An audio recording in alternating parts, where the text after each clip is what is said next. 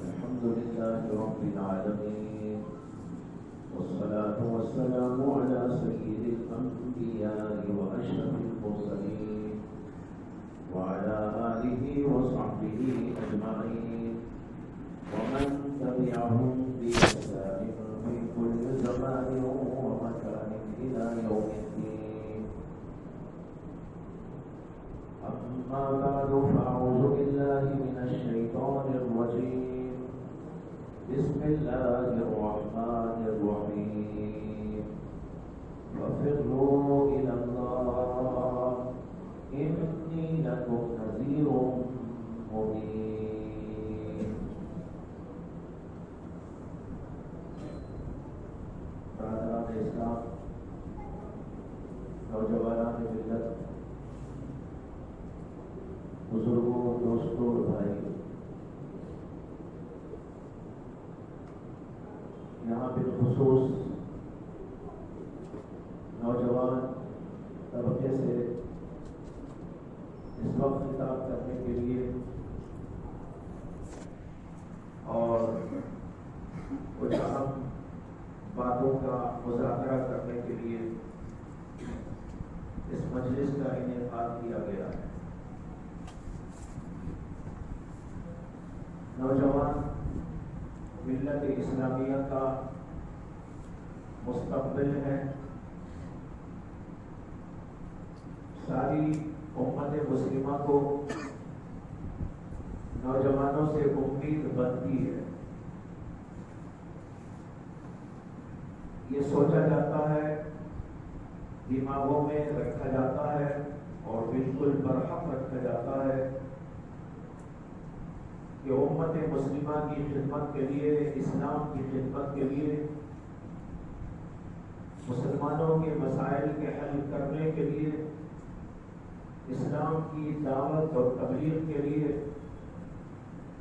ملت اسلامیہ کا یہ نوجوان طبقہ آگے چل کر بہت بھاری بھاری خدمات انجام دے. جسے کہ اللہ نے نوجوانی کو بہت قوت دی ہے، بہت طاقت دی ہے. عقل کے اعتبار سے، دل دماغ کے اعتبار سے، ہاتھ اور پیر کی طاقت اور قوت کے اعتبار سے، تمام اعضاء کی صلاحیتوں کے اعتبار سے اللہ نوجوانی کو بلند کرتا ہے، بالا کرتا ہے. اور اس وجہ سے یہ زمانہ جوانی کا بڑا قیمتی زمانہ ہوتا ہے. ایک زمانہ انسان کا بچپن کا ہوتا ہے، پھر اس کے بعد ایک زمانہ لڑکپن کا ہوتا ہے، پھر اس کے بعد جوانی کا زمانہ آتا ہے. جوانی کے بعد جب زندگی ڈھلتی ہے تو بڑھاپے کی طرف چلتی ہے. گویا مین جو زمانے انسان کی زندگی کے ہیں وہ 4 ہیں. ایک بچپن کا، ظاہر بات ہے کہ بچپن کا وہ زمانہ کسی کام کا نہیں ہوتا. بچہ گود میں ہے، ماں کی چھاتی سے دودھ پیتا ہے، کچھ کھیلتا ہے، اپنے ہی ہاتھوں سے کھیل لیتا ہے، ننگا پڑا رہتا ہے، نہ بول سکتا ہے، نہ کچھ کام تھام کر سکتا ہے. اس کے بعد پھر لڑکپن کا زمانہ آتا ہے کہ بچہ کھیلتا ہے، کودتا ہے، کچھ کام کاج کرتا ہے، لیکن یہ اس وقت بھی میچور نہیں ہوتا. اس کی عقل اور اس کا شعور بالکل پکا نہیں ہوتا، بیدار نہیں ہوتا. کچھ کام کاج کر لیتا ہے. اماں نے کہا کہ یہ کر دو تو کر دے گا، باپ نے کہا کہ یہ کر دو تو کر دے گا، یہ اٹھاؤ یہ رکھو، کچھ چیزیں پڑھو تو پڑھ لے گا. جیسے اسکولوں میں جا کر بچے پڑھتے ہیں، وہ پڑھایا جاتا ہے، تو یہ پڑھنے کا زمانہ ہوتا ہے، لیکن کچھ کرنے کا زمانہ نہیں ہوتا. اس کے بعد جب جوانی کا زمانہ آتا ہے، اس زمانے میں انسان کی تمام قوتوں کو اللہ تبارک و تعالی عروج پر پہنچا دیتی. وہ قوی ہو جاتا ہے عقل کے اعتبار سے بھی، سمجھ کے اعتبار سے بھی، کام تھام کے اعتبار سے بھی، قوت و طاقت کے اعتبار سے بھی، ہر اعتبار سے اللہ تبارک و تعالیٰ اس زمانے میں انسان کو کامل بنا دیتے. جب یہ کمال کا زمانہ آگے بڑھتے بڑھتے بڑھتے 40 اور 50 کے درمیان میں آتا ہے تو پھر انسان کی عمر ڈھلنی شروع ہو جاتی ہے. وہاں سے اس کے بڑھاپے کا آغاز ہو جاتا ہے. بڑھاپے میں انسان اپنی کمائی کے کھانے کے لیے بیٹھتا ہے، نہ کہ کمانے کے لیے. تو موٹی سی بات ہے، بڑھاپے میں انسان اپنی کمائی کھانے کے لیے بیٹھتا ہے، کمانے کے لیے نہیں بیٹھتا. اب دیکھنا یہ ہے کہ جوانی میں اس نے کمایا کیا ہے. جوانی میں جو کمائے گا، جو جمائے گا، وہ اس کے بڑھاپے میں کام آئے گا. ظاہر میں بھی یہی ہے، اسی طریقے پر باطن کے لحاظ سے بھی یہی ہے کہ اپنی جوانی کے اس زمانے کو جسے اللہ تبارک و تعالیٰ نے عروج پر پہنچایا ہوا ہے، اس زمانے کو اگر کام میں لے آیا انسان اور کچھ کر گیا تو پھر وہ بیٹھ کر آگے اس کا پھل کھاتا ہے. اس سے معلوم ہوا کہ مین زمانہ جو کرنے کا زمانہ ہوتا ہے وہ یہی زمانہ ہے جس کا نام ہے جوانی. اسی لیے جوانی کے زمانے کی اہمیت قرآن سے بھی سمجھ میں آتی ہے، احادیث سے بھی سمجھ میں آتی ہے. قرآن کریم کے اندر اللہ تبارک و تعالیٰ نے چند نوجوانوں کا ذکر کیا ہے اور ان کو اصحاب کہف کہا جاتا ہے. اصحاب کہف کا پورا قصہ قرآن مجید کے اندر موجود ہے، بلکہ ان کے نام کے اوپر ایک سورت بھی قرآن کے اندر موجود ہے، سورۃ الکہف. سورۃ الکہف کے اندر اصحاب کہف کا تذکرہ موجود ہے. جب نبی اکرم صلی اللہ علیہ وسلم سے لوگوں نے آ کر پوچھا تھا کہ اصحاب کہف کون ہیں، تو اللہ کے نبی صلی اللہ علیہ وسلم نے کہا کہ اللہ کے پاس سے جواب آئے گا تو بتاؤ. چنانچہ اس کا جواب قرآن کریم کے اندر نازل فرمایا گیا اور اللہ نے قرآن میں فرمایا انہم فتیۃ آمنوا بربہم وزدناہم ھدی وربطنا علی قلوبہم اذ قاموا فقالوا ربنا السماوات والارض ربنا ورب السماوات والارض. اب یہاں پر دیکھیے اللہ تعالیٰ ابتدا کر رہے ہیں اور یوں کہتے ہیں انہم فتیۃ. یہ اصحاب کہف چند نوجوان تھے. یہاں ایک نقطے کی بات سمجھنے کی کوشش کریں کہ عربی زبان کے اندر جوان کے لیے کئی الفاظ استعمال ہوتے ہیں. تو بہت مشہور ہے ایک لفظ شاب، اسی سے شباب، اور یہ لفظ اتنا عام ہے کہ ہماری اردو زبان میں بھی داخل ہو گیا. لوگ بولتے ہیں بھائی شباب کا زمانہ یعنی جوانی کا زمانہ. اسی شباب سے شاب کا لفظ بنا ہے، اس کے معنی ہے نوجوان. یہ بہت عام لفظ ہے عربی کا. دوسرا لفظ وہ ہے جو یہاں پر اللہ نے قرآن میں استعمال فرمایا انہم فتیۃ. یہ فتیۃ جمع ہے فتح کی. فتح کے معنی بھی جوان. جیسے حضرت موسیٰ علیہ السلام کے قصے میں آیا ہے کہ حضرت موسیٰ علیہ السلام نے اپنے جوان کو کہا وَإِذْ قَالَ مُوسَىٰ لِفَتَاهُ لَا أَبْرَحُ حَتَّىٰ أَبْلُغَ مَجْمَعَ الْبَحْرَيْنِ. یہ لفظ آیا جبکہ موسیٰ علیہ السلام نے اپنے جوان سے کہا. جوان سے مراد ان کے خادم. خادم جوانی ہوتا ہے، بڈھے کو اگر رکھ لے گا تو کیا کرے گا بیچارہ. بڈھا تو مخدوم ہوتا ہے، خادم نہیں ہوتا. جو بڈھا ہوگا نا اس کی خدمت کی جاتی ہے. ابا بڈھے ہو گئے تو آپ خدمت کریں گے، یہ نہیں کہ جناب آپ خدمت لیں گے. اسی طرح کوئی استاد بوڑھا ہو گیا تو شاگرد اس کی خدمت کریں گے. تو بڈھا جو ہوتا ہے وہ خادم نہیں ہوا کرتا. اس لیے یہاں پر آیا وَإِذْ قَالَ مُوسَىٰ لِفَتَاهُ، جب حضرت موسیٰ نے اپنے جوان سے کہا، یعنی اپنے خادم سے کہا، اس لیے کہ خادم جوان ہی ہوا کرتا ہے. تو معلوم ہوا کہ لفظ فتح کے معنی بھی جوان اور شاب کے معنی بھی جوان، لیکن دونوں میں ایک فرق ہے عربی کے اندر. اس نقطے کو عرض کرنا چاہتا ہوں.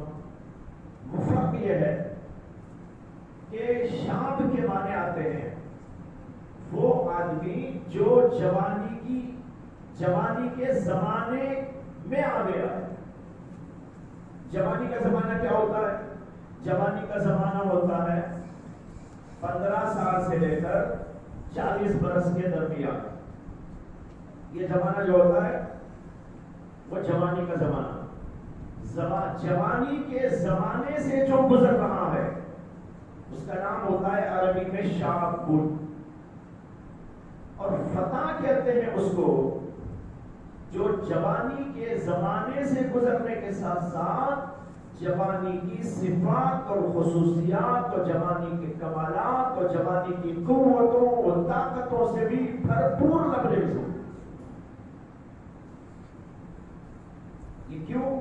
دیکھو، ایک جوان جو مثال کے طور پر 15 سال کا، 20 سال کا، 25 سال کا، 30 سال کا ہے، ہو سکتا ہے کہ وہ اس عمر میں ہونے کے باوجود جوانی کی صفات سے خالی ہو. بیمار ہو گیا، بیماری کی وجہ سے جوانی میں بوڑھا ہونا گیا. ہوتا ہے، طاقت نہیں ہے، قوت نہیں ہے، بیماری آ گئی، یا اس نے خود اپنے آپ کو اجاڑ لیا. جیسے کہ آج کل بہت سارے نوجوان اپنے آپ کو اجاڑ لیتے ہیں، کچھ کھاتے ہیں ایسی چیزیں جس سے ان کی جوانی ختم ہو جاتی ہے. جوانی کا زمانہ تو ہے اس کے پاس، 20 سال کا جوان ہے، 25 سال کا جوان ہے، لیکن اس کے باوجود ایسی چیزیں کھا کھا کر اس نے اپنی جوانی کی قوتوں کو، طاقتوں کو ختم کر لیا. اب وہ بولنے کو جوان ہے، حقیقت میں کہا جوان، اس کے اندر کوئی دم خم نہیں ہے، اس میں کوئی طاقت و قوت نہیں ہے. اسی طرح وہ جوان جو جوانی کی عمر میں تو ہے لیکن عقل میچور نہیں ہوئی، سوچ بچار کی صلاحیت نہیں، ملت کے مسائل پر غور و فکر کرنے کے لیے اس کے پاس میں صلاحیت نہیں، حالات کو سمجھنے اور حالات کو انگیز کرنے، ان حالات کو سنبھالنے اور ان حالات کا علاج کرنے کے لیے اس کے پاس عقل، شعور، بصیرت موجود نہیں. اس کا مطلب یہ ہے کہ یہ آدمی جوانی کی عمر کا تو ہے لیکن جوان نہیں ہے. جوانی کی عمر سے جو گزرتا ہو اس کو بولتے ہیں شاب، لیکن جوانی کی عمر میں گزرتے گزرتے اس کے اندر بھرپور صلاحیت موجود ہو، قوت ہو، طاقت ہو، شجاعت ہو، بہادری ہو، عقل ہو، بصیرت ہو، لیاقت ہو، اور مختلف کام دھام کو کرنے کا اس کے اندر جذبہ ہو، شوق ہو، امنگ ہو، طلب ہو، اس آدمی کو کہا جاتا ہے عربی میں فتح. بات سمجھ میں آیا کہ نہیں آیا؟ اب قرآن کریم کی بلاغت کو سمجھیے. اللہ تعالیٰ نے اصحاب کہف کا تذکرہ کرتے ہوئے فرمایا انہم فتیۃ. اللہ چاہتے تو یہ بھی کہہ سکتے تھے کہ انہم شابون، وہ شاب تھے. شاب نہیں کہا، شاب کہنے کے بجائے ان کے لیے لفظ فتیۃ کو استعمال کیا، جس کا مطلب یہ ہے کہ وہ صرف عمر کے لحاظ سے جوان نہیں تھے بلکہ اپنی طاقتوں کے لحاظ سے، اپنی صلاحیتوں کے لحاظ سے، اپنے عقل کے لحاظ سے، اپنے شعور کے اعتبار سے، اپنے جذبات کے اعتبار سے، لیاقت و صلاحیتوں کے اعتبار سے، اور قوت و طاقت بہت سارے کاموں کی کرنے کے اعتبار سے، ان اعتبارات سے ان کے اندر بھرپور صلاحیتیں موجود تھی. اس لیے اللہ نے کہا انہم فتیۃ. اس لیے اب ترجمہ کریں تو ہم اس کا ترجمہ یوں کر سکتے ہیں، بھرپور صلاحیتوں والے نوجوان تھے. انہم فتیۃ. ایسا نہیں کہ ان کے اندر امنگیں نہیں تھی، ان کے اندر کچھ جذبات نہیں تھے، ان کے اندر جوانی کے اندر پیدا ہونے والے جذبات نہیں تھے، نہیں، بھرپور تھے، تمام صلاحیتیں، تمام امنگیں، تمام جذبات، تمام کے تمام تمنائیں، تمام کے تمام آرزویں جو ایک نوجوان کے اندر ہونی چاہیے وہ اس کے بھرپور مالک تھے، ان کے اندر وہ تمام صلاحیتیں موجود تھی، لیکن اس کے باوجود ان کا حال یہ تھا انہم فتیۃ آمنوا بربہم، یہ ایسے نوجوان بھرپور صلاحیتوں کے مالک تھے جنہوں نے اپنی تمام صلاحیتوں کو اللہ کے لیے قربان کر دیا۔ آمنو کا ترجمہ میں نے کیا ہے، آمنو کا لفظی ترجمہ تو ایمان لائے۔ بس اوقات ایسا ہوتا ہے کہ ایک لفظ کو بولتے بولتے بولتے وہ اپنے معنی کھو جاتا ہے، عام ہو جانے کی وجہ سے اپنا معنی کھو جاتا ہے۔ یہ لفظ بھی ایسے ہو گیا، ایمان کا لفظ ہمارے یہاں بہت معمولی ہو گیا، تو کہتے ہیں ایمان، نہیں ایمان یعنی مطلب کوئی اہمیت نہیں، اس لیے اس کا میں نے ایک نیا ترجمہ کیا جو اس کا واقعی ترجمہ ہے۔ واقعی ترجمہ کیا ہے؟ آمنو بربہم، انہوں نے اپنے آپ کو اپنے رب پہ قربان کر دیا تھا، اپنی صلاحیتوں کو، اپنے جذبات کو، اپنی طاقتوں کو، اپنے اندر کی استعدادوں کو، اپنے اندر کے کمالات کو، اپنی آنکھوں کو، اپنے دل کو، اپنے دماغ کو، اپنے ہاتھ اور پیر کی طاقتوں کو، ہر چیز کو انہوں نے اپنے رب پر نچھاور کر دیا۔ اللہ نے نوجوانی کا ذکر کیا اور نوجوان کیسے ہوتے ہیں وہ بھی بتا دیا۔ یہ نوجوان اللہ کو بہت پسند ہوتا ہے جو نوجوان اپنی تمام طاقتوں کو، قوتوں کو، جذبات کو، صلاحیتوں کو اللہ پر نچھاور کر دیتا ہے، اس کے لیے کھڑا ہو جاتا ہے۔ حدیث میں آتا ہے کہ نبی اکرم صلی اللہ علیہ وسلم نے ارشاد فرمایا اغتنم خمسا قبل خمس، 5 چیزوں کو 5 چیزوں سے پہلے غنیمت سمجھو۔ 5 چیزیں ایسی ہیں کہ ان کو غنیمت سمجھو دوسری 5 چیزوں کے پیش آنے سے پہلے۔ کیا 5 چیزیں؟ فرمایا کہ اپنی زندگی کو موت سے پہلے پہلے غنیمت جانو، موت آ جائے گی تو کچھ نہ کر پاؤ گے، موت سے پہلے اللہ نے آپ کو زندگی دی ہے، زندگی میں بہت کچھ کر سکتے ہو، لہذا فرمایا حیاتک قبل موتک، اپنی زندگی کو موت آنے سے پہلے غنیمت سمجھ لو، کچھ کر لو اس کے۔ اور اسی کے اندر ایک بات یہ بھی فرمائی شبابک قبل حرمک، اپنی جوانی کو غنیمت سمجھو بڑھاپے کے آنے سے پہلے۔ اللہ نے جوانی کی طاقتیں دی، صلاحیتیں، بہت کچھ کر سکتے ہو، اگر اس کو غنیمت سمجھے تو کام میں لے آؤ گے، اور اگر اس کو غنیمت نہ سمجھو تو نتیجہ یہ ہوگا کہ اپنے موبائل کے اندر غارت ہو جاؤ گے، خرافات کے اندر کھو جاؤ گے، برائیوں اور بدکاریوں میں مبتلا ہو جاؤ گے، اپنی جوانی کی وہ صلاحیتیں اور طاقتیں اور قوتیں وہ سب کی سب گندگی کے اندر چلی گئے۔ لیکن اگر اس کو غنیمت سمجھو تو اس کا نتیجہ یہ ہوگا کہ اپنی ہر طاقت، اپنی ہر صلاحیت، اپنی ہر جو ہے قوت اللہ کے لیے، اللہ کے دین کے لیے، ملت کے لیے اور انسانوں کی خدمت کے لیے خرچ کرنا شروع کر ڈالیں گے۔ اور اسی لیے اللہ نے نوجوانی کی طاقتوں کو دیا، اس لیے کہ بڑھاپے کے بعد کام نہیں ہوتا اور جوانی سے پہلے بھی کام نہیں ہوتا، جو کچھ ہوتا ہے وہ اسی زمانے میں ہوتا ہے جس کا نام ہے جوانی کا زمانہ۔ اس لیے جوانی کے زمانے کو غنیمت سمجھ لینا چاہیے۔ لیکن آج نوجوانوں نے اپنے حالات کو بگاڑ دیا، غنیمت سمجھنے کے بجائے اس زمانے کو انہوں نے اس کو اجاڑنا شروع کر ڈالا۔ نتیجہ یہ ہوا کہ آج ملت اسلامیہ کا یہ اتنا بڑا سرمایہ پانی میں جا رہا ہے، اللہ کا واسطہ دیتا ہوں، نبی کا واسطہ دیتا ہوں، اسلام کا واسطہ دیتا ہوں، آخرت کا واسطہ دیتا ہوں، اللہ کی محبت کا واسطہ دیتا ہوں، اللہ کے کلام کا واسطہ دیتا ہوں، نبی کے کلام کا واسطہ دیتا ہوں۔ اے نوجوانوں ذرا غور کرو، آپ کی یہ زندگی، نوجوانی کی زندگی، نوجوانی کی صلاحیتیں، اللہ کی دی ہوئی عقل، اللہ کی دی ہوئی بصیرت، اللہ کا دیا ہوا دل اور دماغ اور یہ آنکھیں، یہ زبان، یہ ہاتھ، یہ پیر اور اس کے اندر کی قوتیں، وہ طاقتیں، آنکھ کے اندر کی دیکھنے کی قوت اور کان کے اندر کی سماعت کی قوت اور زبان کے اندر کی بولنے کی قوت اور ہاتھ اور پیر کے اندر مختلف طاقتیں، صلاحیتیں، یہ کس نے بخشی آپ؟ کیا باپ نے لی تھی؟ ماں نے عطا کیا تھا؟ یہ کہیں سے آپ خرید کے لائے تھے؟ کسی جگہ پر یہ بکتی ہوئی آپ کو دکھائی دے رہی تھی کہ آپ نے لے لے کے آنکھ لگا لی ہو؟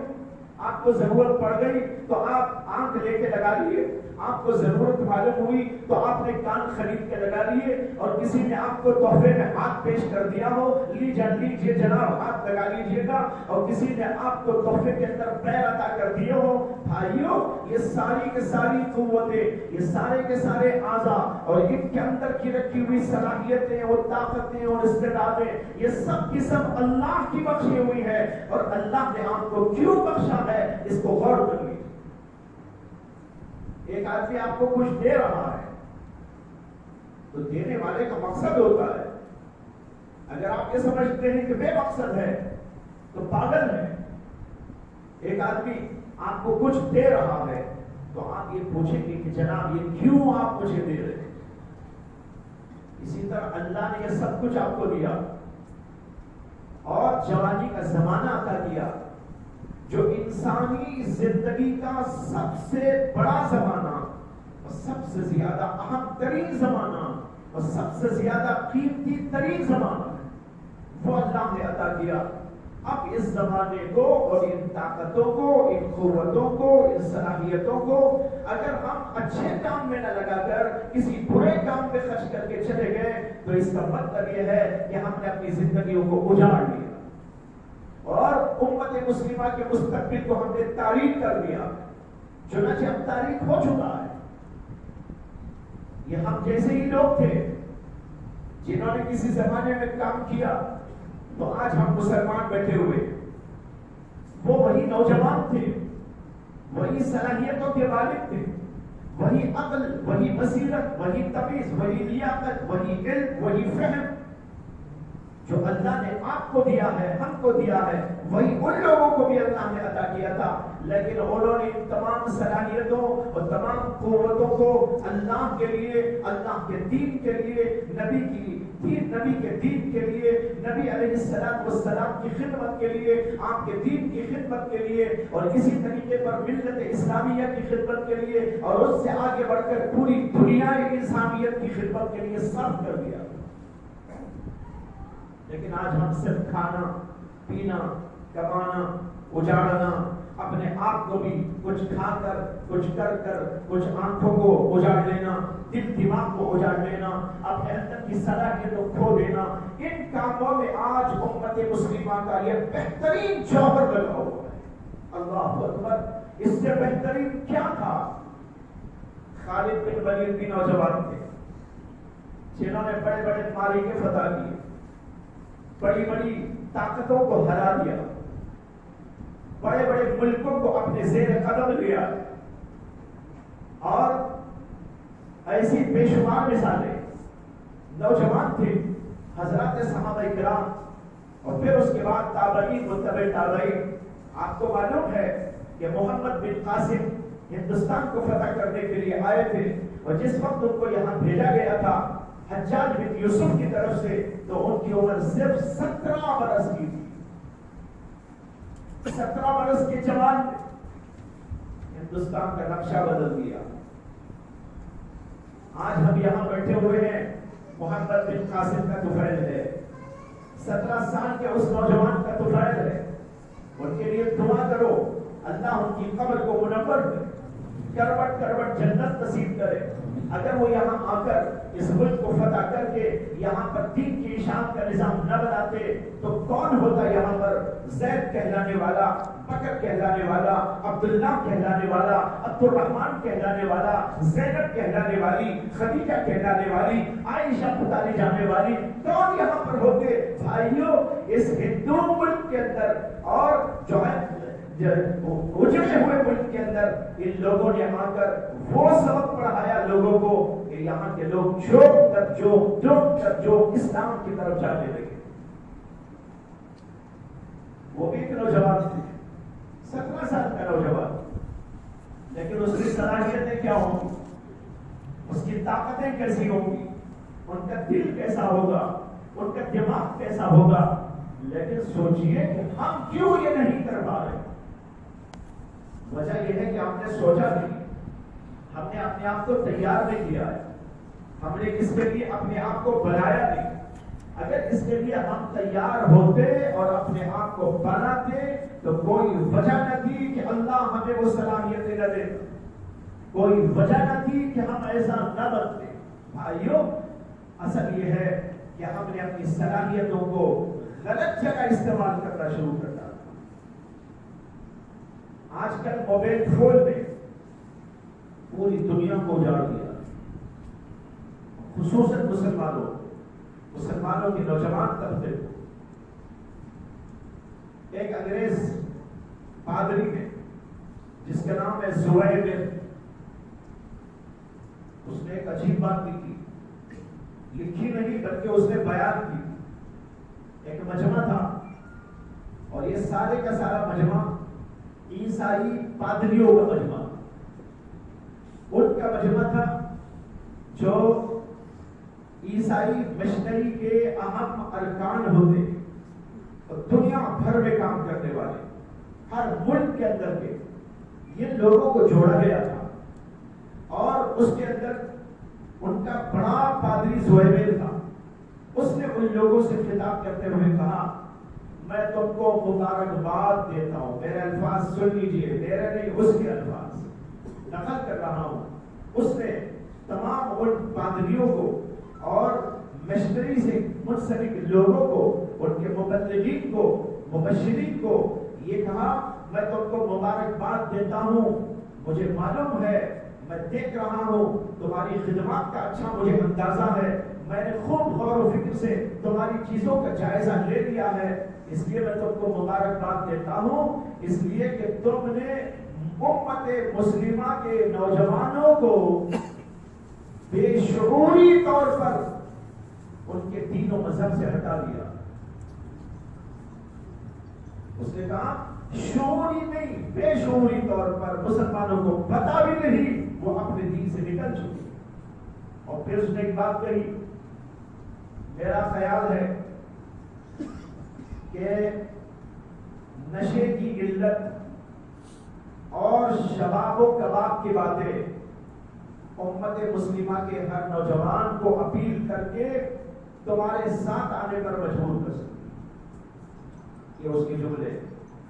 انہوں نے مشن چلایا ہوا ہے, ڈرگس کا مشن چلایا ہوا ہے, نشے کا ڈرگس کا مشن چلایا ہوا ہے کہ امت مسلمہ میں یہ کام کرو کہ ان کو نشے کی عادت پڑ جائے, ڈرگس کی عادت پڑ جائے, وہ نشے باز بن جائے, اور کچھ ان کو ایسے سبق پڑھاؤ کہ وہ جو ہے کچھ عورتوں کی طرف لپکنے لگے, زنا کی طرف لپکنے لگے, شراب و کباب کی باتیں ان کے ساتھ میں ہونے لگے. یہ دو چیزیں ایسی ہیں کہ امت مسلمہ کے نوجوانوں کو وہاں سے ہٹا کر تمہارے ساتھ ملا سکتی ہے.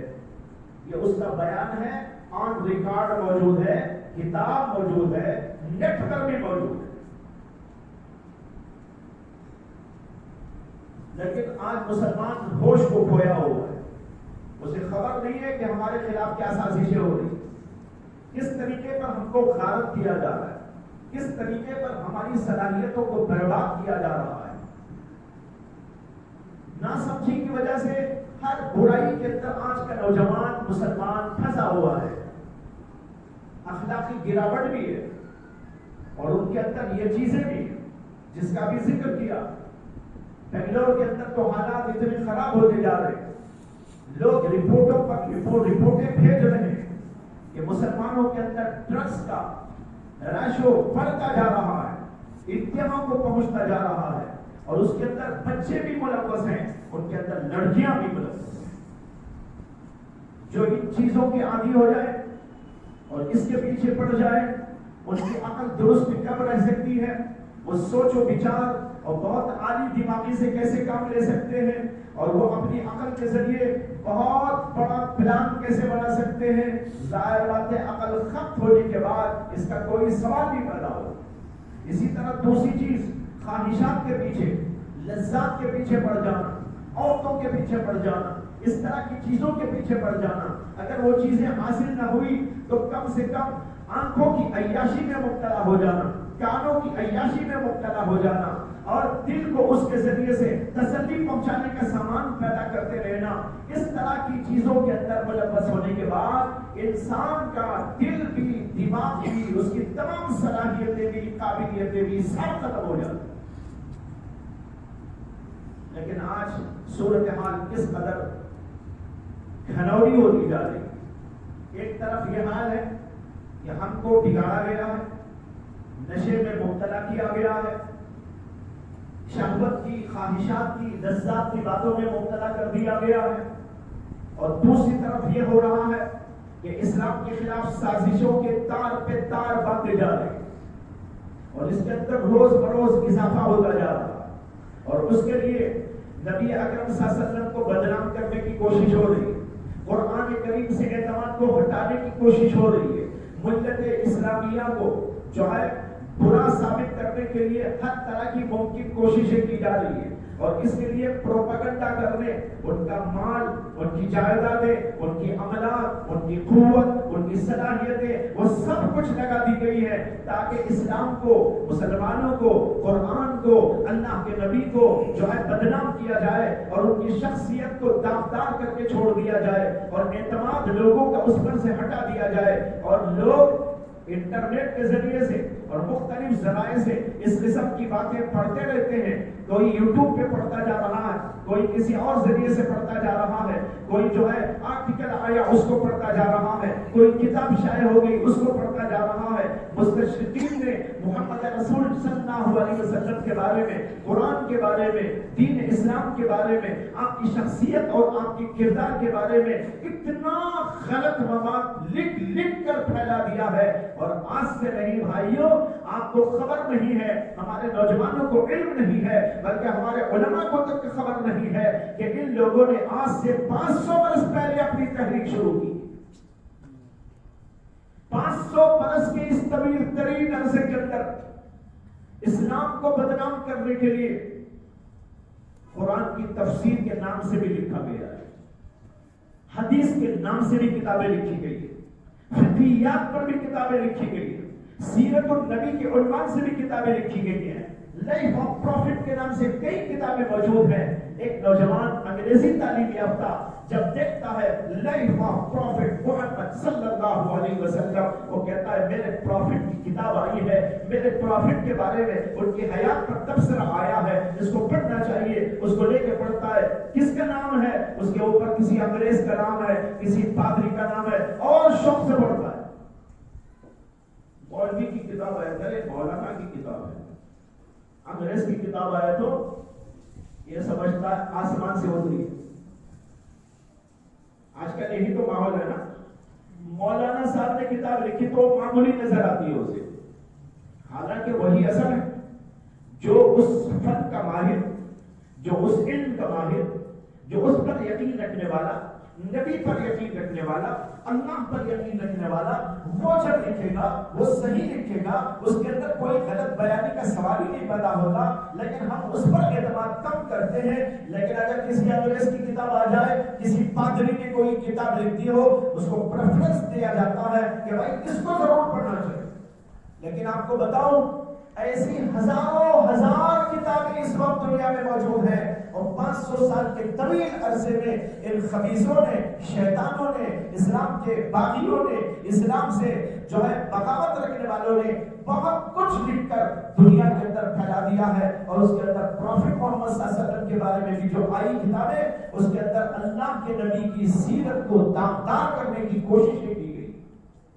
اب ایک نوجوان اس کو اٹھا کے پڑھتا ہے، یہ سمجھ کر پڑھتا ہے حضور کی سیرت، لیکن جب پڑھتے پڑھتے کہیں پر وہ کہتا ہے تحقیق یہ ہے، تحقیقی بات یہ ہے، اور اپنی رائے وہاں پر پیش کرتا ہے، وہ نبی اکرم صلی اللہ علیہ وسلم کے خلاف ہوتی. پڑھتے پڑھتے کتاب ختم ہونے تک محمد صلی اللہ علیہ وسلم کی ساری عقیدت پاش پاش ہو جاتی. آج بہت سے نوجوان اسکولوں والے، کالجز کے، اور اسی طریقے پر بہت سے پروفیسرز اور انگریزی تعلیم یافتہ لوگ اس قسم کی کتابوں کو پڑھنے کے عادی بن چکے ہیں، اور انہیں خبر نہیں کہ اس کے ذریعے وہ اپنا ایمان کتنا کھوتے جا رہے ہیں. بہرحال بتایا رہا ہوں کہ ایک طرف ہماری صورتحال یہ ہے نوجوانوں کی بالخصوص کہ اپنی صلاحیتوں کو کھوتے جا رہے ہیں، اپنی صلاحیتوں کو غلط کاموں میں استعمال کرتے جا رہے ہیں، اپنی اللہ کی دی ہوئی ان نعمتوں کو ایسے طور پر استعمال کر رہے ہیں جس سے کہ بجائے کچھ نفع ہونے کے نقصان در نقصان، ذاتی نقصان، ملت کا نقصان، انسانیت کا نقصان، ملک کا نقصان.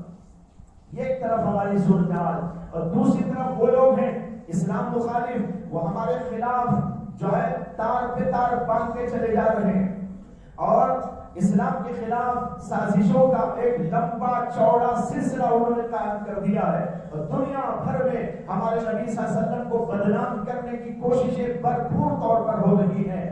اللہ کے نبی نے عائشہ صدیقہ سے شادی کیوں کر لی؟ 9 برس کی عمر میں شادی کیوں کر لی؟ 6 برس کی عمر میں شادی کیوں کر لی؟ یہ تو غلط ہے. اب اس کو اچھالا جا رہا ہے، ہمارے نوجوان اس کو سنتے ہیں، لیکن کسی عالم سے رجوع ہو کر اس کی تحقیق بھی نہیں کرتے کہ صورتحال کیا ہے اور ایسا ہوا کیوں ہے اور اس کی حقیقت کیا ہے. بغیر پوچھے ان لوگوں کی بات کو سن کر اندر شبہات کا کیڑا اندر جاری ہو جاتا ہے. جب شبہ پیدا ہو گیا تو سمجھو ایمان ختم ہو گیا. جب اندر شبہ پیدا ہو گیا سمجھو کہ ایمان ختم ہو گیا. وہ نام کا مسلمان ہے، وہ حقیقت کا مسلمان نہیں، وہ اصلی مسلمان نہیں، وہ صرف جو ہے دھوکی مسلمان ہے. یعنی اپنے آپ کو کہہ رہا ہے میں مسلمان، لیکن اس کا عقیدہ یہ بھی ہو گیا ہاں اللہ کے نبی کو ایسا نہیں کرنا چاہیے. یہ جو بات ہے ایسی نہیں ہونی چاہیے. یہ ایسا ہونے سے ان کافروں کو منہ ہو رہا ہے بولنے کا، وہ نہ کرتے تو بہت اچھا تھا. لا حول ولا قوت الا باللہ. یاد رکھو کہ نبی جو ہوتا ہے وہ اللہ کی طرف سے مبعوث ہوتا ہے اور اللہ کی تربیت میں ہوتا ہے. شروع سے لے کر اخیر تک اس کا ہر کام اللہ کی توفیق سے اور اللہ کے حکم سے، اللہ کے اشارے سے، اللہ کی مشیت سے انجام پاتا ہے. وہ شادی کرتا ہے وہ بھی اللہ کے حکم سے ہوتا ہے، وہ طلاق دیتا ہے وہ بھی اللہ کے حکم سے دیتا ہے، وہ کسی کو مارتا ہے وہ بھی اللہ کے حکم سے ہوتا ہے، وہ کسی کو چھوڑتا ہے تب بھی اللہ کے حکم سے ہوتا ہے، وہ صلح کرتا ہے اللہ کے حکم سے کرتا ہے، وہ جہاد کرتا ہے اللہ کے حکم سے کرتا ہے، وہ کھاتا اور پیتا ہے اس میں بھی اللہ کی مشیت کو دخل ہوتا ہے. بھائیوں نبی کو اپنے جیسا نہ سمجھو. شروع سے لے کر پوری آخر تک کی زندگی اللہ کے سامنے ہوتی ہے. اللہ کے نبی صلی اللہ علیہ وسلم کو اللہ نے کہا انک بأعیننا. کیا عجیب پیارا جملہ ہے، انک بأعیننا. اے نبی آپ تو ہماری آنکھوں کے سامنے، ہم آپ کی ہر ادا دیکھ رہے. اور ایک جگہ اللہ نے بڑے پیار بھرے لہجے میں ایک عجیب بات فرمائی. اللہ نے کہا کہ ہم آپ کو دیکھ رہے ہیں. کہاں دیکھ رہے؟ وَتَقَلُّبَكَ فِي السَّاجِدِينَ. جب آپ نماز پڑھنے والے اپنے ساتھیوں کے ساتھ، صحابہ کے ساتھ میں نماز پڑھتے ہوئے اٹھتے بیٹھتے ہیں، وہ ادا بھی ہم آپ کی دیکھ. کتنا پیارا اللہ کو. اللہ کے نبی اٹھ رہے، جھک رہے، ہاتھ اٹھا رہے، انگلی اٹھا رہے ہیں. اللہ کہتے ہیں اے نبی علیہ السلام، ساجدین میں سجدہ کرنے والے لوگوں یعنی نماز پڑھنے والے لوگوں میں جب آپ اٹھتے بیٹھتے آپ کا یہ تقلب کے معنی اٹھنا بیٹھنا ہٹنا گھومنا پھرنا یہ سب اس میں داخل ہے. یہ ہم دیکھ رہے ہیں. جب اللہ کے نبی کو یہ حکم، اللہ کے نبی پر یہ آیت نازل ہوئی ہوگی تو اللہ کے نبی کا عشق کہاں سے کہاں پہنچ گیا ہوگا. محبوب کہنے لگے میں تمہاری ادائیں دیکھ رہا ہوں، میں تمہارے اٹھنے کو دیکھ رہا ہوں، جی تم میرے سامنے ہو، میرے دل میں تمہاری تصویر ہر وقت ہے، جب چاہتا ہوں دل میں دیکھ لیتا ہوں. جب یہ کہا جائے کسی معشوق کو عاشق کی طرف سے، عاشق کو معشوق کی طرف سے، تو اس کے عشق کی انتہا ہو جاتی ہے. اللہ کے نبی صلی اللہ علیہ وسلم کو اللہ نے کہا انک باعیوننا، اور فرمایا وتقلبک فی الساجدین، آپ کے اٹھنے بیٹھنے کی حرکتوں کو بھی ہم دیکھتے ہیں. اور ایک اور جگہ ہوا اللہ کا ارشاد کہ اللہ نے کہا قد نرى تقلبک. اے نبی علیہ السلام، ہم آپ کے چہرے کا بار بار آسمان کی طرف اٹھنا اس کو بھی دیکھ رہے. آپ جو بار بار آسمان کی طرف دیکھ رہے انتظار میں وہی آ رہی ہوگی، فرشتہ آ رہا ہوگا. اللہ کہتے ہیں وہ ادا بھی ہم دیکھ رہے. تو بتانا یہ ہے کہ نبی کی پوری زندگی اللہ اپنے کنٹرول میں رکھتے، اللہ اپنی تربیت میں رکھتے، ان کا ہر کام اللہ کے حکم سے ہوتا ہے. لہذا اس کے اندر بڑی حکمتیں ہوتی ہیں، بڑی مصلحتیں ہوتی ہیں. اگر اللہ کے نبی علیہ السلام نے 11 شادیاں کی تو اللہ کے حکم سے کی، اور اس کے اندر بہت بڑے بڑے دینی فائدے موجود ہیں، ملٹری فائدے موجود ہیں، ملکی فائدے موجود ہیں، سیاسی فوائد موجود تھے. اللہ کے نبی نے اس لیے وہ شادیاں اس لیے نہیں کی تھی کہ آپ دنیا کے اندر بس عیش و عشرت کرتے رہے. کیا سوال پیدا ہوتا ہے؟ حدیث میں آتا ہے کہ حضرت عائشہ صدیقہ رضی اللہ عنہا کی خدمت میں کچھ لوگ آئے، انہوں نے عرض کیا، کچھ صحابہ انہوں نے عرض کیا کہ آپ یہ ارشاد فرمائیں اور ہم کو بتائیں اللہ کے نبی صلی اللہ علیہ وسلم کا کوئی ایسا عمل جو انتہائی تعجب خیز ہو، کوئی تعجب والا عمل اللہ کے نبی کا بتائے. حضرت عائشہ نے کہا مجھے یہ بتاؤ کہ کون سا عمل تعجب والا نہیں ہے. تم یہ پوچھنے کو آ گئے اللہ کے نبی کا ایسا عمل بتاؤ جو تعجب والا ہو. مجھے یہ تو بتاؤ کہ تم یہ بتاؤ کون سا عمل اللہ کے نبی کا تعجب والا نہیں تھا. آپ کی ہر ادا تعجب ہوا، ہر ادا تعجب خیز، تعجب انگیز. پھر حضرت عائشہ صدیقہ نے یہ واقعہ بیان کیا. انہوں نے کہا ایک رات میں سو گئی، کافی رات کا وقت گزر گیا تھا. اللہ کے نبی علیہ السلام تشریف لائے. آپ کا بیڈ میں نے پہلے ہی تیار کر رکھا تھا. آپ تشریف لا کر میرے بازو لیٹ گئے، اور جب ہم لیٹ گئے تو کچھ ہی دیر کے بعد اللہ کے نبی علیہ السلام نے فرمایا عائشہ مجھے چھوڑ، میں اپنے رب کے سامنے جانا چاہتا ہوں. جو عیش پسند انسان ہوتا ہے وہ ایسا ہوتا ہے، جو صرف دنیا داری میں رہنا چاہتا ہے وہ ایسا ہوتا ہے. حضرت عائشہ حضور کی سب سے محبوب ترین بیوی، اور جتنی بیویاں تھی اللہ کے نبی صلی اللہ علیہ وسلم کی وہ تمام کی تمام بیویاں کوئی ایک شوہر کے بعد آئی تھی، کوئی 2 شوہروں کے بعد بھی آئی، بلکہ سب سے پہلی بیوی حضرت خدیجہ الکبریٰ، ان سے اللہ کے نبی نے شادی کی ہے تو آپ کی عمر 25 برس اور خدیجہ الکبریٰ کی عمر 40 برس.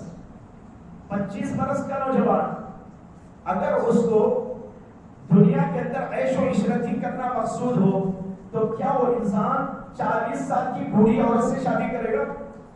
اور پھر وہ بھی جن کے 2 شوہروں کا انتقال ہو گیا، 2 شوہروں کی وہ بیوہ اللہ کے نبی صلی اللہ علیہ وسلم نے ان سے شادی کی. بہرحال بتایا رہا ہوں کہ یہ سب سمجھنا ہے، لیکن آج یہ سمجھا نہیں جا رہا ہے. پکنے والے پک رہے، اعتراض کرنے والے کرتے جا رہے، اور ہمارے نوجوان کبھی یوٹیوب پہ اس کو سن رہے، کبھی کتابوں میں اس کو پڑھ رہے ہیں اور ان کے پاس اس کا جواب نہیں ہے. جواب نہ ہونے کی وجہ سے دل کے اندر شکوک و شبہات کے کیڑے پیدا ہو جا رہے اور ان کا ایمان غارت ہو جا رہا ہے. اللہ نے ان کو بنایا تھا اس لیے, نوجوانی دی تھی اس لیے کہ تم کھڑے ہو اور دنیا کے سامنے یہ کہو ہمارے نبی کون تھے, ان کو لوگوں کو بتاؤ اللہ کے نبی کی سیرت کا کیا پیغام ہے, اور تم کھڑے ہو کر یہ بتاؤ تمہاری جوانی کی طاقتوں کو لے کر, تمہارے جذبات کو لے کر, تمہاری طاقتوں قوتوں کو لے کر, تمہارے اندر کی امت کو تڑپوں کو لے کر, ان کو لے کر امت کے سامنے, ملت کے سامنے, انسانیت کے سامنے, تمام لوگوں کے سامنے یہ بیان کرو, بتاؤ ہمارے نبی کون تھے, وہ کیا لے کر آئے, کیا پیغام انہوں نے دیا تھا, ان کی تعلیمات کے اندر کیا چیزیں موجود ہیں. یہ آج ہماری ذمہ داری تھی, لیکن بھائیوں اس ذمہ داری کو ہم بھول کر موبائل فون میں, ٹی ویوں میں اور ادھر ادھر کی گندی حرکتوں میں اپنی جوانی کو, اپنی طاقتوں کو جو ہے ختم کرتے چلے جا رہے. وقت تو کافی ہو گیا, لیکن میں آخر میں اس وقت خلاصے کے طور پر ان نوجوانوں کی خدمت میں چند باتیں عرض کرنا چاہتا ہوں. میں نے موجودہ حالت کی تصویر آپ کے سامنے رکھ دی. ہمارا حال کیا ہے, ہمارے خلاف کیا ہو رہا ہے, اور اس کی وجہ سے اس وقت امت اسلامیہ کہاں کھڑی ہوئی, اس کا کیا مقام اس وقت دنیا کے اندر, یہ تو ہم نے دیکھ لیا. لیکن اب سوال یہ پیدا ہوتا ہے کہ ہمیں کرنا کیا چاہیے. جیسے کہ میں کہہ چکا ہوں, نوجوانوں اللہ نے آپ کو بڑی صلاحیتیں دی, طاقتیں اور قوتیں دی, دل اور دماغ عطا کیا ہے. ان چیزوں کو تھوڑا سا واش کرنا ہے, گندگیوں کو نکالنا ہے اور ان کے اندر کچھ اچھائیاں بھرنا, برائیوں کو نکالنا, اچھائیوں سے اس کو ریپلیس کرنا.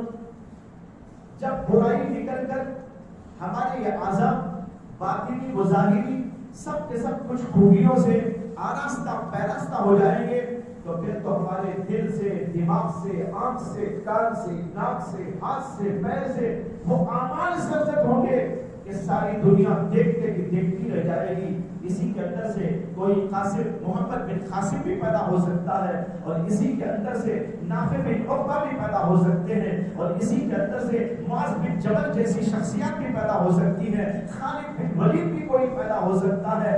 بزرگوں نے ایک بات کہی, نبوت کا دروازہ تو بند ہو گیا, ولایت کا دروازہ بند نہیں ہوا. نبوت ختم, اب کوئی نبی نہیں آئے گا, کیسا بھی آ جائے وہ جھوٹا, پوری صلاحیتوں کے ساتھ بھی آ جائے تب بھی جھوٹا ہے. کیوں؟ اس لیے کہ اللہ نے اعلان کر دیا میں کسی نبی کو بھیجنے والا نہیں ہوں. ما کان محمد ابا احد من رجالکم ولکن رسول اللہ وخاتم النبیین. یہ تو سلسلہ بند ہو چکا, لیکن ولایت کا دروازہ کھلا ہوا ہے. آپ اپنی نوجوانی میں بہت کچھ کر سکتے ہیں, اللہ کے ولی بن سکتے ہیں, اور اللہ کے ولی کا مطلب صرف یہ نہیں ہے کہ آپ کسی کونے میں مسجد کے بیٹھ کر سبحان اللہ الحمدللہ پڑھیں. بہت سارے لوگوں کو یہ بھی غلط ہے. جب ولی کہتے ہیں تو ولی کے ساتھ دماغ کا جو تصور ہوتا ہے وہ یہ ہے کہ کوئی جنگل ہو, جنگل میں جھونپڑا ہو اور اس کے اندر ایک بزرگ صاحب تسبیح لے کے بیٹھے ہوں, اور بعض لوگ اس سے بھی آگے یہ سمجھتے ہوں کبھی نہاتے بھی نہ ہوں, دھوتے بھی نہ ہوں, سڑے ہوئے ہوں, کھاتے بالکل نہ ہوں. ارے بھائیو, یہ اللہ کے ولی کی تعریف کہیں بھی آئی. اللہ کا ولی وہ ہوتا ہے جو اللہ کے کام آتا ہے, اللہ کے دین کے لیے خدمت کرتا ہے. وہ اپنے آپ کو بھی کچھ صلاحیتوں سے آراستہ پیراستہ کرتا ہے, اپنے دل کو دھوتا ہے, صاف کرتا ہے, اپنے اعضاء کو دھوتا ہے, صاف کرتا ہے, اور اپنے اندر نیکیاں و خوبیاں پیدا کرتا ہے. اس کے اندر خدا کی محبت ہوتی ہے, اس کے اندر اللہ کا خوف ہوتا ہے, اس کے اندر آخرت کی فکر ہوتی ہے, اس کے اندر جو ہے انسانیت سے محبت ہوتی ہے، اس کے اندر لوگوں کے ساتھ تعلق کا مادہ ہوتا ہے محض دین کے لیے، اور وہ اللہ کے دین کی اشاعت اور اللہ کے دین کی حفاظت کے لیے اپنی جان کی، مال کی، ہر چیز کی قربانی کر دیتا ہے۔ یہ اللہ کا ولی خالد بن ولید رضی اللہ عنہ اللہ کے ولی تھے کہ نہیں تھے؟ وہ کسی جھونپڑے میں بیٹھے تھے یا میدان جہاد میں جاتے تھے؟ ظاہر بات ہے آپ کو بھی ایسے مجاہد بننا، اپنی طاقتوں کو، صلاحیتوں کو ابھار، لیکن ان صلاحیتوں کو کام میں لانے کے لیے اپنے دل کی صفائی انتہائی ضروری ہے۔ اگر دل کی صفائی کے بغیر کوئی ظاہری طور پر کچھ کرنے لگے گا، ہر جگہ ٹھوکر کھائے گا، وہاں نفسانیت غالب آ جائے گی۔ نفسانیت سے نفس کے لیے کام کرے گا، خدا کے لیے کام نہیں کرے گا۔ یہی تو وجہ ہے بھائیوں کہ حضرات صحابہ کو جہاد کا حکم دینے سے پہلے 13 برس کی مکی زندگی کے اندر اصلاح نفس کے لیے لگایا، کوٹ کے لگایا، بھٹی میں پکایا اور ان کو تپایا گیا تھا، اور عجیب قسم کے مسائل، عجیب قسم کی صورتحال، لیکن ان کو حکم تھا زبان بند رکھو، فاعفو واصفحوا، درگزر کرو، معاف کرو، کچھ نہ بولو، ہاتھ نہ اٹھاؤ، آنکھ بھی نہ اٹھاؤ، بس اپنے کام پہ لگے رہو۔ کوئی کانٹے بچھاتا ہے کانٹے بچھانے دو، کوئی تمہاری گردن پہ کچھ رکھتا ہے رکھنے دو، لیکن تم کو کچھ نہیں کرنا ہے، کچھ نہیں بولنا ہے، تاکہ تمہارا دل بدل جائے، دل میں قوت آ جائے، طاقت آ جائے۔ اور جب یہ عرصہ گزر گیا اور پھر اس کے بعد اللہ کی طرف سے حکم جہاد آیا، تو اس جہاد میں ایک واقعہ یہ بھی پیش آیا کہ غزوہ احد کے موقع پر، غزوہ خیبر کے موقع پر حضرت سیدنا علی بن ابی طالب کرم اللہ تعالی وجہہ ایک یہودی کو پکڑ کر اس کو نیچے ڈالتے ہیں اور اس کی جو ہے چھاتی پر چڑھ کر بیٹھ جاتے ہیں۔ اسی وقت جبکہ حضرت علی ارادہ کر رہے کہ اس کو قتل کر دوں گا، وہ آدمی تھوک دیتا ہے، یہودی حضرت علی پر تھوک دیتا ہے۔ حضرت علی جو ہی وہ تھوکتا ہے اس کے اوپر سے اڑ جاتے ہیں اور واپس چلے آتے ہیں، وہ بچ کے چلا جاتا ہے۔ سارے لوگ حیران پریشان، یہ کیا عجیب بات، یہودیوں سے مقابلہ ہے، غزوہ خیبر کا موقع ہے، اور ایسا سخت ترین دشمن آپ کے ہاتھوں لگا ہے اور آپ اس کے اوپر چڑھ کے بیٹھے ہوئے ہیں۔ قتل کرنا بالکل آسان ہے، لیکن اس کے باوجود جب وہ تھوک دیتا ہے تو حضرت علی اسے چھوڑ دیتے ہیں۔ لوگ پوچھتے ہیں کہ حضرت کیا ہوا، آپ نے اسے کیوں چھوڑ دیا؟ حضرت علی کا فرمان یہ ہوتا ہے، انہوں نے کہا جب میں اس کو قتل کرنے کا ارادہ کر رہا تھا اسی وقت اس نے مجھے میرے اوپر تھوک دیا تھا، جب وہ تھوکا میرے اوپر تو میرے دل کے اندر جذبات بھڑک گئے، نفسانی جذبات، اسے مارنا چاہیے۔ حضرت کہتے ہیں جو بھی مجھے یہ جذبات آئے تو میں نے سوچا اب قتل کروں گا، وہ نفس کے لیے قتل ہوگا، خدا کے لیے قتل نہیں ہوگا، اس لیے میں نے چھوڑ دیا۔ اب بتاؤ یہ تربیت کتنی ہوئی ہوگی، کس قدر ان کو 13 سال کے اندر مجاہدے کی بھٹی میں تپایا وہ پکایا گیا ہوگا، جبکہ ایسے شدید ترین موقع پر انہوں نے یہ جو ہے کام کر کے دکھایا۔ ایک اور مثال دیتا ہوں، حضرت خالد بن ولید کا تذکرہ ابھی آیا، حضرت عمر رضی اللہ عنہ کا دور ہے، اس دور میں حضرت خالد بن ولید رضی اللہ عنہ کو ایک جہاد کی مہم میں بھیجا گیا تھا۔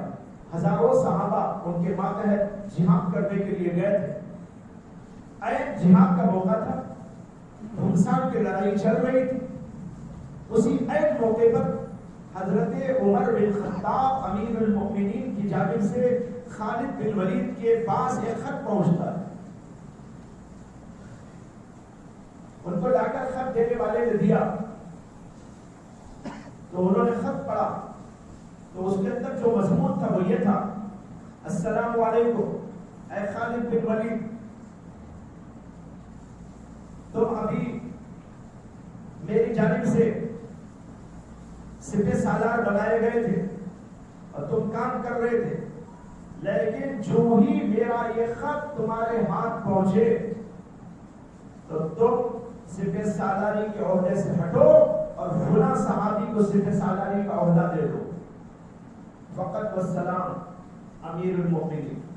خط کا مضمون. اب ذرا آپ سوچئے کہ اے جہاد کا موقع ہے, سپہ سالار ہے وہ, اور اتنے سارے صحابہ ان کے ساتھ, ان کے ماتحت میں ہیں, خمسان کی لڑائی چل رہی ہے. ایسے وقت میں خط پہنچتا ہے کہ تم اس عہدے سے ہٹ جاؤ. میں ہوتا, آپ ہوتے, یا اور کوئی صاحب ہوتے, وہ کیا کرتے؟ وہ کہتے اچھا ہم کو ہٹا دیا, چلو چھوڑو اس سب کو, واپس چلے آتے.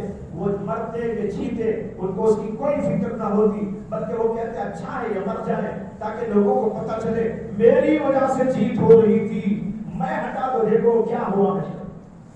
ہوتا کہ نہ ہوتا؟ لیکن بھائیوں, ان لوگوں کو جو تپایا گیا تھا, پکایا گیا تھا, بھٹیوں میں دبایا گیا تھا, اور صحبت نبوی نے ان کے اندر خوبیوں کو بھر ڈالا تھا, ان کے دل کو, دماغ کو بدل ڈالا تھا, اس کا اثر یہ تھا جو اس وقت میں وہاں پر نظر آیا کہ حضرت خالد بن ولید اس خط کو پڑھتے ہیں, کچھ بھی ان کو جوش نہیں آتا, ہوش میں برقرار ہے, اور خط کو لے کر جیب میں رکھتے ہیں. خمسان کی لڑائی چل رہی ہے تو چلاتے ہیں, اور باقاعدہ جنگ میں شامل رہتے ہیں, سپہ سالاری کے عہدے کے فرائض انجام دیتے رہتے ہیں, یہاں تک کہ جنگ نتیجے کو پہنچ جاتی ہے, اور کافروں کو شکست فاش اور مسلمانوں کو فتح مبین حاصل ہو جاتی ہے. یہ سب ہونے کے بعد جب سب ادھر ادھر بکھر جاتے ہیں تو وہ اپنے ساتھیوں کو جمع کرتے ہیں, ایک طرف لاتے ہیں, بٹھاتے ہیں, اور کہتے ہیں کہ بھائی الحمدللہ اللہ کا فضل ہوا, اللہ کی طرف سے مدد ہوئی اور نصرت ہوئی کہ ہم کو اللہ نے کامیابی عطا کی, اور اسلام کا پرچم بلند ہو گیا, کفار کا پرچم جو ہے شکست فاش کی وجہ سے گر گیا. یہ اللہ کا شکر ہے, اسی کی عنایت ہے, کسی کا اس میں کچھ کام نہیں, یہ اللہ تعالیٰ کی دین اور اس کی مدد ہے. یہ کہنے کے بعد کہتے ہیں اب یہ امیر المومنین کا خط آیا ہے, میں آپ لوگوں کو سناتا ہوں. اس کے اندر یہ لکھا ہوا ہے, اس خط کی وجہ سے اب میں اپنے عہدے سے بری ہوتا ہوں, اور فلاں صحابی کو عہدہ دیتا ہوں. بلا کر ان کو اپنے سامنے بٹھا کر یہ دے دیتے ہیں اور ہٹ جاتے ہیں. مثال کوئی دے سکتا ہے اسے؟ یہ ہے اصل دل بننا, دماغ بننا, اس کے لیے محنت کرنا, خوبیوں کو بھرنا, برائیوں کو نکالنا, حسد کو نکالو, کینے کو نکالو, بغض کو نکالو, عداوتوں کو نکالو, محبتوں کو پیدا کرو, اتفاق پیدا کرو, ایک دوسرے کی خدمات کا تعارف کرو, ایک دوسرے کی خدمات کی تعریف کرو, ایک دوسرے کی خدمات کو سراہو, اس کو قبول کرو. اس طریقے پر ملت اسلامیہ, یہ نوجوانوں کا طبقہ کام کرنے کے لیے کھڑا ہو جائے, دل کو, دماغ کو بنا کر, اور پھر کسی کے مشورے کے ساتھ کام کرنے کے لیے کون سا کام کریں. بھائیو, آپ کی ذمہ داری ہے. صاف صاف کہتا ہوں, محمد صلی اللہ علیہ وسلم کے اوپر جو داغ و دھبے ڈالے جا رہے ہیں, آپ کی سیرت کو جو ہے, آپ کی سیرت کے اوپر جو الزامات عائد کیے جا رہے ہیں, آپ میں سے ہر نوجوان کو اس کے لیے کھڑا ہونا ہے اور دنیا والوں کو بتانا ہے کہ ہمارے نبی کون. اگر آپ یہ کرے بغیر دنیا سے چلے جائیں گے, آخرت میں اللہ پوچھیں گے تو نے کیا کیا محمد صلی اللہ علیہ وسلم. نام کا دم بھرتا تھا, دعوے محبت تو بہت کرتا تھا, نبی کا عاشق ہو, اللہ کا عاشق ہو, بتا اللہ کے دین کی خدمت کو لے کر نبی پر اعتراضات ہوتے رہے, دنیا بھر میں پھیلاتے جاتے رہے, لیکن کیا تو نے کم از کم اپنے پڑوسی ہی کو بتا دیا تھا کہ محمد صلی اللہ علیہ وسلم کون؟ نہیں بتایا. نوجوان کو ہوش نہیں, اسے تو موبائل چاہیے, اسے تو گندگی چاہیے, اسے تو کھانا اور پینا چاہیے, لذات چاہیے, اور جو ہے شہوات کا پجاری بنا ہوا ہے. بھائیو, اگر اس صورتحال کے اندر موت واقع ہو گئی تو ہم اللہ کو کیا جواب دیں؟ لہٰذا اپنی ذمہ داری سمجھو, حالات کا جائزہ لو, لوگوں کو سمجھو کیا ہو رہا ہے دنیا میں, یہ آپ کی ذمہ داری ہے. اللہ نے عقل دی, کیا ہو رہا ہے, ہمارے خلاف کیا کیا جا رہا ہے, نبی کے خلاف کیا کیا جا رہا ہے, اسلام کے خلاف کیا کیا جا رہا ہے, ہم کو کس طرح تباہ کیا جا رہا ہے, ہمارے بچوں کو کس طرح تباہ کیا جا رہا ہے. اس کو سوچو, سمجھو, اور پھر اس کے بعد اس کا تدارک کرو. اور اس کے تدارک میں سب سے پہلے یہ ہے کہ اپنے آپ کو اللہ کی طرف لے جاؤ. شروع میں آیت پڑھی تھی میں نے, اور یہاں عنوان بھی دیا گیا فَفِرُّوا إِلَى اللَّهِ, کیا مانا؟ فَفِرُّوا إِلَى اللَّهِ، لہذا تم لوگ اللہ کی طرف دوڑ پڑو. یہاں ایک دو باتیں عرض کر دیتا ہوں، وقت ہے ایک دو باتیں عرض کرتا ہوں سمجھانے کے لیے. آیت، اس آیت سے پہلے اللہ تعالیٰ نے کہا ہے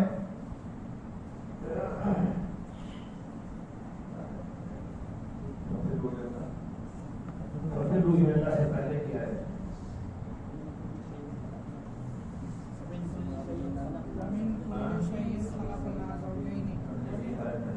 اس کا مضمون یہ ہے کہ اللہ تعالیٰ نے کہا ہاں ہم نے ہر ایک چیز کے جوڑے بنائے. یہ آیت بہت سمجھنے کے قابل. اللہ تعالیٰ کہتے ہیں کہ ہم نے ہر چیز کے جوڑے بنائے. اس کے بعد یہ مضمون ہے لہذا تم اللہ کی طرف دوڑو. سوال پیدا ہوگا اللہ نے ہر چیز کے جوڑے بنائے اور پھر کہہ رہے فا کے معنی ہے لہذا. فا عربی میں آیا نا، یہ اس کا معنی کیا کریں گے؟ لہذا، اس وجہ سے اللہ کی طرف دوڑو. اب سوال پیدا ہوتا ہے کہ پہلی آیت میں اس میں تعلق کیا ہے؟ لہذا وہاں بولتے نا بھائی میں نے آپ کے لیے کھانا پکا دیا ہے لہذا کھا لو. لہذا تبھی تو فٹ ہوگا نا. اگر ایسا نہیں ہوگا تو فٹ نہیں ہوگا. اور سوال پیدا ہوتا ہے کہ پہلے جملے میں اللہ کہہ رہے ہیں کہ ہم نے ہر چیز کے جوڑے بنائے اور پھر کہتے ہیں لہذا تم اللہ کی طرف دوڑو. اللہ کہتے ہیں کہ ہر چیز کے جوڑے بنائے. جوڑے کیا ہے؟ جوڑے سے مراد ضد. ہر چیز کی ضد بنائی اللہ ہے. رات بنایا تو دن بنایا، رات و دن میں ضد. مرد بنایا تو عورت بنایا. ان دونوں کے اندر بھی کچھ اعتبار سے ضد یا ایک الگ الگ دو. اسی طریقے پر اندھیرا بنایا تو اجالا بنایا، نور بنایا تو ظلمت بنایا، کالا بنایا تو گورا بنایا. یہ سب جوڑے. غور کریں تو دنیا میں ہر چیز کے جوڑے آپ کو نظر آئے.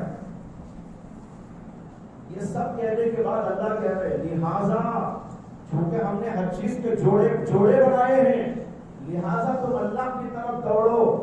وہ ایک چیز ہے، اس کے خلاف بھی کچھ چیز ہے اللہ کے خلاف. لہذا اللہ کے خلاف کی چیزوں سے دوڑ کر اللہ کی طرف جاؤ. یہ ایسا ہوا جیسے کہا جائے کہ بھائی میں نے آپ کے سامنے یہ دو چیزیں رکھ دی ہیں، اچھا بھی رکھ دیا برا بھی رکھ دیا ہے، کالا بھی رکھ دیا گورا بھی رکھ دیا ہے، لہذا تم گورے کو لے لو. اللہ کہہ رہے ہیں اسی طرح میں نے ہر چیز کے جوڑے بنائے. لہذا دنیا بنایا تو آخرت بھی بنائی. جب آخرت بنائی فَفِرُّوا إِلَى اللَّهِ، لہذا تم اللہ کی طرف دوڑو تاکہ تم کو آخرت مل جائے. تو معلوم ہوا کہ دنیا میں بے شمار چیزیں اور یہ آپس میں ضد ہے. ایسی ہے کہ یہ ایک طرف بلاتی ہے، وہ ایک طرف بلاتی ہے، کالا ایک طرف، گورا ایک طرف، دن ایک طرف، رات ایک طرف. اس طریقے پر اسی طرح دنیا میں بدی بھی ہے، دنیا کے اندر اچھائی بھی ہے، دنیا کے اندر خواہشات بھی ہے، اور دنیا کے اندر اللہ کی طرف جانے والی عبادت اور طاعت اور نیکیاں بھی ہیں. یہ بھی ضد ہے. بدی اللہ نے بنائی، نیکی بھی اللہ نے بنائی. ایمان اللہ نے پیدا کیا، کفر کو اللہ نے پیدا کیا. ایک طرف توحید ہے، ایک طرف شرک ہے، ایک طرف سنت ہے، ایک طرف بدعت ہے، ایک طرف حق ہے، ایک طرف باطل ہے، ایک طرف خوبی ہے، ایک طرف برائی ہے. لہذا تم کیا کرو؟ اچھائیوں کی طرف جاؤ، اور اچھائیوں کی طرف جانے کے لیے یہ اصول ہے اللہ کی طرف آئے.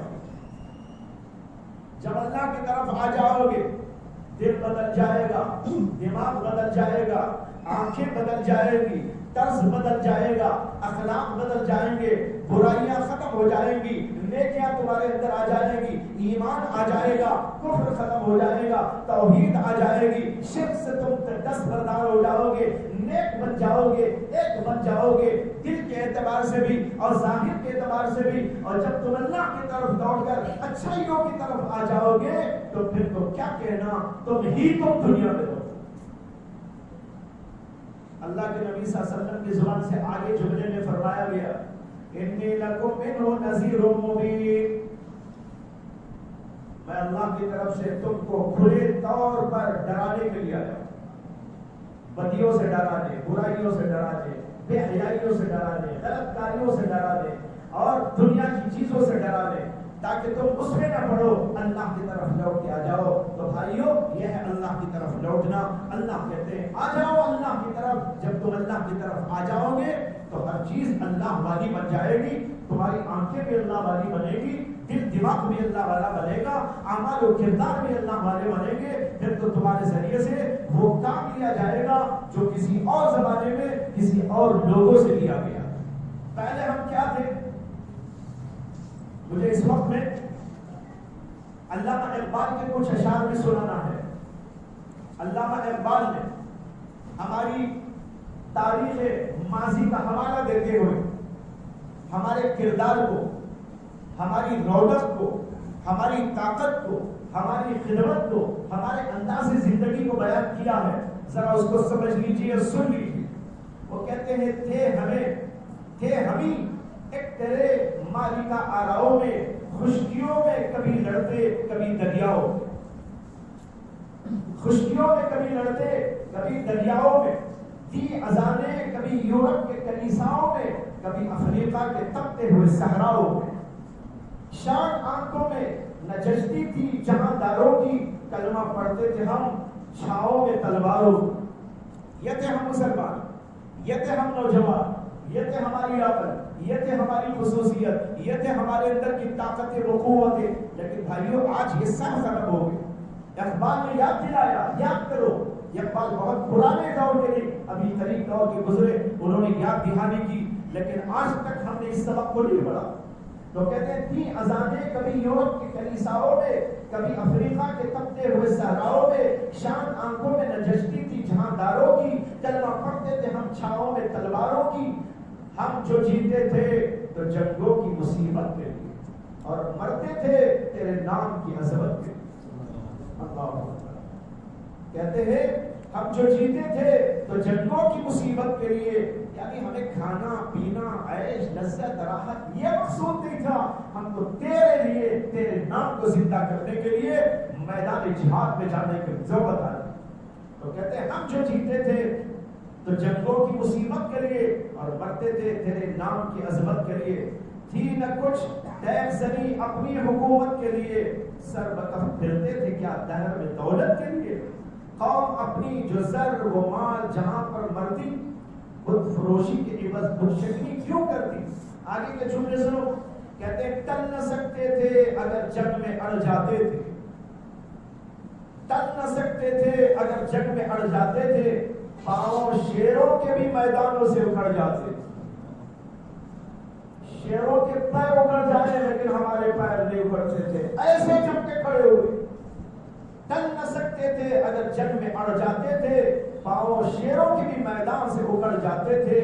تجھ سے سرکش ہوا کوئی تو بگڑ جاتے تھے، تیر کیا چیز ہے ہم تو توپ سے لڑ جاتے۔ بھائیو یہ زمانہ پیدا کرنے کی ضرورت ہے، ہمارے اندر یہ قوت و طاقت پیدا کرنے کی ضرورت ہے۔ اگر بیان سن کر آپ چلے گئے، میں اپنی جگہ آپ اپنی جگہ، تو نہ کچھ ہونے کا نہ جانے کا، بس اتنا ہوا کہ سما خراشی کی مصیبت آ گئی۔ اتنا ہوگا کہ سما خراشی کی مصیبت تاری ہو گئی، یعنی سن کر چلے گئے، اس سے زیادہ کچھ نہ ہوگا۔ لہذا عہد کرو ہم اپنی جوانی کو صحیح معنی میں استعمال کریں گے، اس کو بنائیں گے اور اللہ کے لیے، اللہ کے دین کے لیے اور ملک و ملت کے لیے کارہائے نمایاں انجام دیتے رہیں گے۔ اس کے لیے آپ کو پروگرام بنانا چاہیے، یہاں کے لوگ بیٹھیں، یہاں کے علماء سے بھی ملے، دانشور طبقے سے بھی ملے، ہم سے بھی رابطہ قائم رکھنے کی کوشش کریں۔ انشاءاللہ آج یہاں بیٹھ کر یہ جو کچھ بیان کیا گیا اور آپ لوگوں کے اندر جو کچھ ہمت اور طاقت آئی ہے، ان سب چیزوں کو لے کر کوئی مشورے سے آگے بڑھنے کے لیے کام کیا جا سکتا ہے۔ اللہ مجھے بھی آپ کو بھی توفیق عطا فرمائے۔ وآخر دعوانا ان الحمدللہ رب العالمین۔